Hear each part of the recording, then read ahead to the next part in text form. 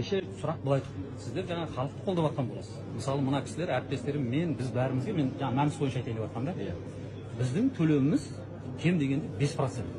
Неге сіздер 1% төлейсіздер өздеріңіз?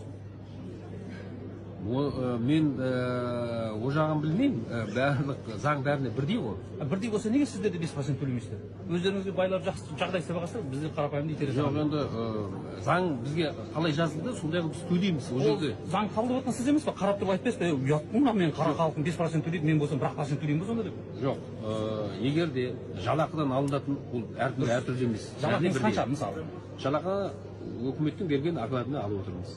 Ол компенсация әңгіме. Дұрыс қой, енді сіздің жалақыңызға сол 1% есептеліп тұр да. Сіздің жалақыңызға 1% есептелмей ме? Жоқ, маған 5 болып тұр. Неге? Сол өйткені ең төменгі айлық алатындарға 5% ұрып қойған. Негізі 2% орташа дегенде, бірақ өскен кезде дифференциация жасап қойған. Дифференция жасап қойған. Неғұрлым бай болсам, соғұрлым асыл. Ең үлкен айлық алатындар Қазақстанда білесіз бе, қанша төлейді? 0,01% төлейді. Енді ол жерде жаңағы айлығының көлемі үлкен болғанмен процент төмен болса да одан түсетін несі көп болады шығар. Жоқ, мәселе одан емес қой. Мысалы айтайық, біреу 1 миллион алады дейік. Одан 1% қанша? Иә, қанша болады? 10% 100 мың, да? 10 мың төлейді. Сіз мысалы 100 мың аласыз. Мәселе бүйтіп есептеп болмайды ғой. Жоқ, енді соны қараған уақытта ол көп. Ондай болса дұрыс шығар. Ондай болса абсолют жағынан да, абсолют жағынан. мысалы. Ондай болса былай деп болады ғой. Ондай болса штрафты неге бәріміз бірдей төлейміз? Онда анау айлығы көптерде төлесін штрафты ойбайлап. Штрафты бәрі. Мен мысалы Қызылға өтем, мен 10 мың төлеймін, а ол миллион төлесін. Өйткені 10 миллион ақшасы бар ғой.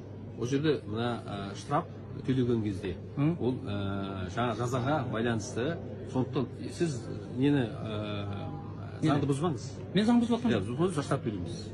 Дұрыс қой? Жоқ.